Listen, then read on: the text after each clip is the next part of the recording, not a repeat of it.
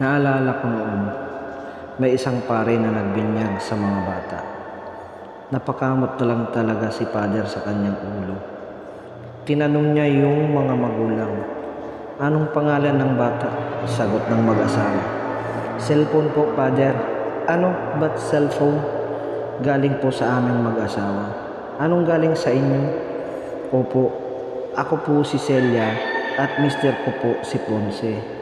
Kaya po ang pangalan ng aming anak, cellphone. Napakamot na lang sa ulo si Father.